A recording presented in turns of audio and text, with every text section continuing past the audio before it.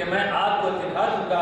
کہ میں سچ کہتا تھا۔ حارث مسلمان ہو گئے۔ والدہ اور دادا کی وفات اور چچا ابو طالب کی کفالت۔ حضرت صلی اللہ علیہ وسلم کی عمر جب 6 برس کی ہوئی تو آپ کی والدہ آپ کو لے کر مدینہ منورہ گئیں، کیونکہ حضرت صلی اللہ علیہ وسلم کے دادا کا ننہال خاندان نجار میں تھا، وہیں ٹھہری۔ اس سفر میں ایمن بھی ساتھ تھی جو حضرت صلی اللہ علیہ وسلم کی دایا تھی۔ 1 مہینہ تک مدینہ منورہ میں مقیم رہی۔ واپس آتے وقت مقام ابوا میں پہنچی تو ان کا انتقال ہو گیا اور یہیں مدفون ہوئی۔ ایمن حضرت صلی اللہ علیہ وسلم کو لے کر مکہ مکرمہ آئیں۔ والدہ ماجدہ کے انتقال کے بعد عبد المطلب نے حضرت صلی اللہ علیہ وسلم کو اپنے دامن تربیت میں لیا، ہمیشہ آپ کو ساتھ رکھتے تھے۔ عبد المطلب نے 82 برس کی عمر میں وفات پائی۔ اس وقت حضرت صلی اللہ علیہ وسلم کی عمر 8 برس کی تھی۔ عبد المطلب کا جنازہ اٹھا تو حضرت صلی اللہ علیہ وسلم بھی ساتھ تھے اور فرد محمد سے روتے تھے۔ عبد المطلب نے مرنے کے وقت اپنے بیٹے ابو طالب کو حضرت صلی اللہ علیہ وسلم کی تربیت سپرد کی۔ ابو طالب حضرت صلی اللہ علیہ وسلم سے اس قدر محبت رکھتے تھے کہ آپ کے مقابلہ میں اپنے بچوں کی پرواہ نہیں کرتے تھے۔ سوتے تو حضرت صلی اللہ علیہ وسلم کو ساتھ لے کر سوتے اور باہر جاتے تو ساتھ لے کر جاتے۔ غالباً جب آپ کی عمر 12 سال کی ہوئی تو آپ نے بکریاں چرائیں۔ یہ عالم کی غلہ بانی کا بچہ تھا۔ زمانہ جاہلیت میں آپ کو سادہ اور لطف مشغلہ کا ذکر فرمایا کرتے تھے۔ ایک دفعہ آپ نے صحابہ رضی اللہ تعالیٰ عنہ اجمعین کے ساتھ جنگل میں تشریف لے گئے۔ صحابہ بیلیاں توڑ کر کھانے لگے۔ آپ نے فرمایا جو زیادہ سیاہ ہو جاتی ہیں زیادہ مزے کی ہوتی ہے، یہ میرا اس زمانہ کا تجربہ ہے جب میں بچپن میں یہاں بکریاں چرایا کرتا تھا۔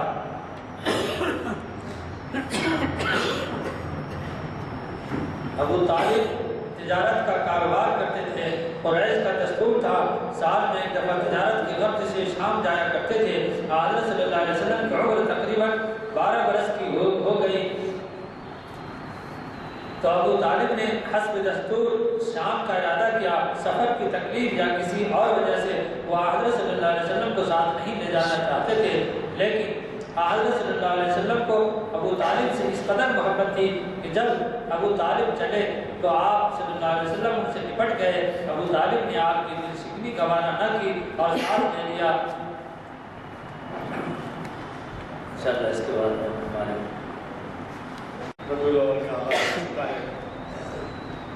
ظاہر ہے کہ اوقات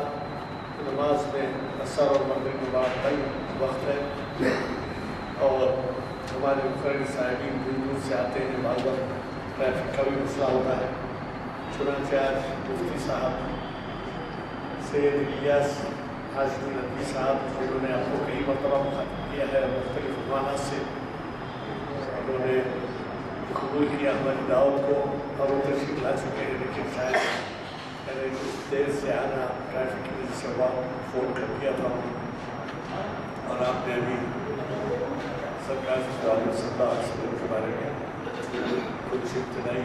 زندگی کے بارے میں ہمارے حافظ شاہد حسین صاحب ریشمہ مسجد سے سماعت فرمایا۔ آج کی نشست شریعت سلیم کی 694ویں نشست ہے اور یہ کانفرنس ہال میں منعقد ہو رہی ہے۔ موضوع سیرت نبی صلی اللہ علیہ وسلم کا پیغام انسانیت کے نام۔ یہ اس وجہ سے بھی اہمیت کا حامل ہے کہ بعض لوگ غیر مسلم اگر سمجھے تو الگ بات ہے، لیکن مسلمانوں میں بھی کچھ ایسے لوگ ہوئے جو یہ سمجھتے ہوئے کہ سرکار عالم کی جو ودیت میں تشریف لائے وہ جو ہے شاید مسلمانوں کے لیے، لیکن یہ غلط فہمی دور ہونی چاہیے، وہ انسانیت کے لیے بھیجے گئے۔ چنانچہ اب آپ زیادہ وقت نہیں ہے، میں اتنا ہی کہوں گا کہ مفتی صاحب نے جو عنوان چنا ہے وہ غیر معمولی اہمیت کا ہے اور اس سے دلچسپی کے ساتھ آپ کو سنا۔ آج یہ محفل 27 نومبر 2017 مطابق 7 ربیع الاول 39 ہجری بعد نماز عصر جامع مسجد عالیہ گڑھوا میں کانفرنس ہال میں منعقد ہو رہی ہے بعد نماز عصر۔ چونکہ وقت ہو چکا ہے، زیادہ میں وقت نہیں لوں گا آپ کا، البتہ صرف اتنا ضرور عرض کروں گا کہ ہمارے یہاں پر شریک ہونے والے مصلی صاحب ہیں، باقی میموری صاحب، انہوں نے اقبال کی کتابیں بھجوائی ہیں، وہ رعایتی داموں پر ہے، ان کو لیجیے، تحفہ دیجیے، بچوں کو پڑھائیے، گھر میں رکھیے، خود پڑھائیے۔ وہ بہت ہی اہم کلام ان کا جو ہے انہوں نے کیا کیا ہے، مجھے کبھی توقع ہے کہ آپ ضرور سرپرستی فرمائیں گے ایسے حضرات کو جو ازاری امتحان دیتے ہیں، وہ ان کی حکمت افزائی کی ضرورت ہے، یا وہ کتب رکھے ہوئے ہیں تو رعایتی داموں پہ وہ لے کر جو ہے ہمارے پیشوا ہمارے صاحب اور شبیر صاحب کو پیسے دے دیجیے، وہ پہنچا دیں گے۔ میں آج کے ہمارے مخالف صاحب سے گزارش کرتا ہوں کہ شہری کا تشریف لائے اور ہمیں مخالف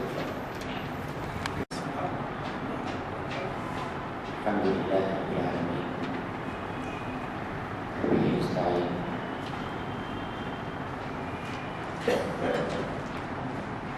والصلاة والسلام على سيد المرسلين محمد وعلى آله وصحبه أجمعين إلى يوم الدين. أما بعد، قال الله عز وجل في القرآن المجيد والفرقان الحميد: أعوذ بالله من الشيطان الرجيم، بسم الله الرحمن الرحيم، وما أرسلناك إلا رحمة للعالمين.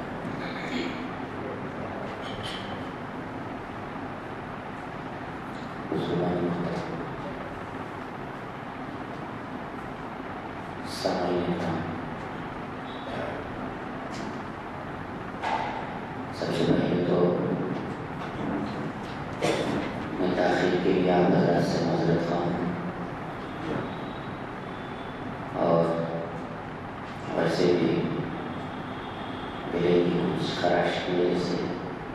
اس موقع میں تو نہیں تھا میں کہ باقاعدہ کچھ آپ حضرات سے مخاطب کر سکوں، لیکن کیونکہ وعدہ کر لیا تھا، اور یہ بڑی خوشی کی بات ہے کہ یہاں پر سامعین کی، وہ بھی باذوق سامعین کی ایک اچھی تعداد بہت احترام کے ساتھ سننے کے لیے دور دور سے تشریف فرما ہوتی ہے، لہٰذا ان کو ڈسپوائنٹ کرنا بھی بالکل مروت کے خلاف ہے۔ میں نے بہرحال یہاں پر حضرات کے سامنے حاضر ہوں اور چند موضوع جو کہ اتنا اہم ترین موضوع ہے کہ اس پر جتنا بھی بولا جائے وہ کم ہے۔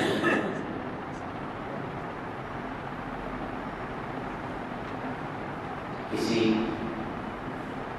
ذات پر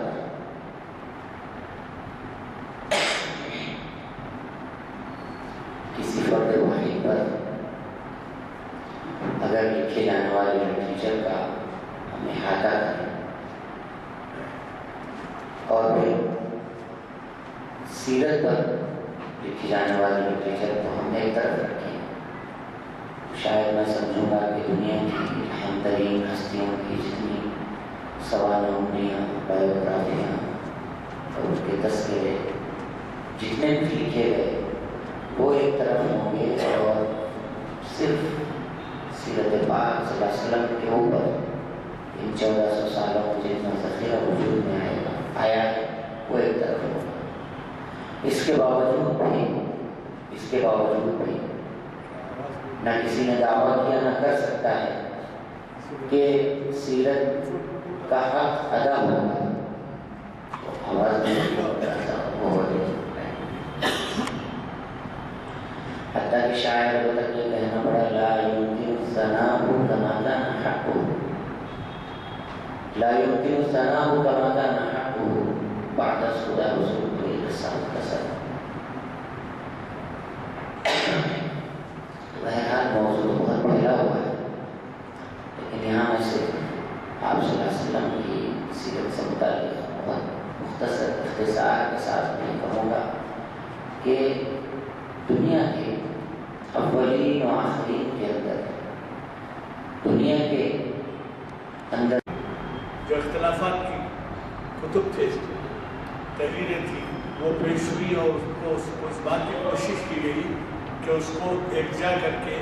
صحیح طور پر جو بائبل ہے اس کو رائج کیا جائے۔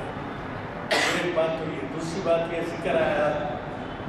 حضرت عثمان غنی کے شہادت کا خون کے دھبے قرآن پہ ہے۔ اللہ کے فضل سے مجھے موقع ملا تاشقند جانے کا، تو تاشقند میں وہ محفوظ ہے،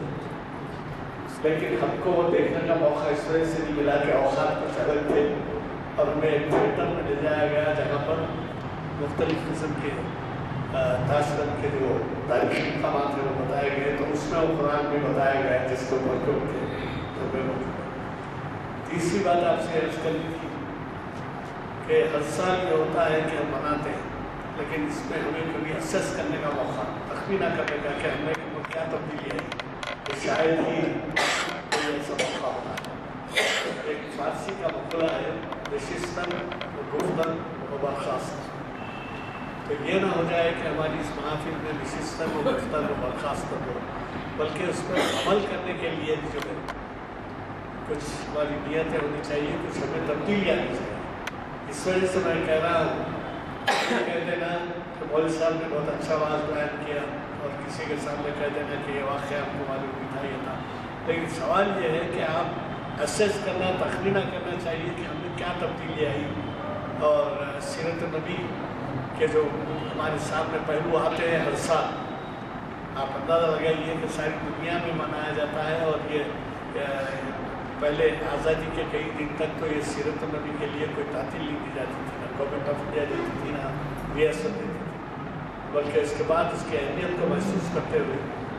کہ یہ سبق آموز موقع ہوتا ہے، اور اس پہ دنیا تمام منائی جاتی ہے، آپ کو تعطیل دی جاتی ہے اور مرکز دی جاتی ہے۔ اور صاحب سعودی عرب میں اس سال سے چھٹی منانے کا اہتمام کیا تھا، اور اس سال یہ بھی خاص طور پہ آپ سے ذکر کروں کہ اب تک جو ہے سعودی عرب میں نہیں منائی جاتی تھی، کیونکہ وہ اس میں جانے دیجیے اور اختلافات ہیں، تو کوئی وہابی کہتے ہیں، کوئی فلاں کہتے ہیں، ہمیں اس سے مدد دی ہے، لیکن آپ نے بہت صحیح پوائنٹ آؤٹ کیا کہ اس سے پہلے کبھی جو ہے سعودی عرب کے جو ہے اس دن، چنانچہ جس وقت ہم نے کوشش کی، مجھے بھی اتفاق ہوا تھا نمائندگی میں شریک ہونے کا، تو یہی کہا گیا تھا کہ جو لوگ مخالف ذہنیت رکھتے تھے انہوں نے یہ کہا تھا کہ صاحب سعودی عرب میں منائی جاتی ہے، آپ یہاں پر کیوں کرتے ہیں، تو اب آپ نے کہہ دیا اس کے بعد میں کہ سعودی عرب میں بھی جو ہے اب منائی جا رہی ہے، اس کو تقریب اچھا ایک سوال ہے سر،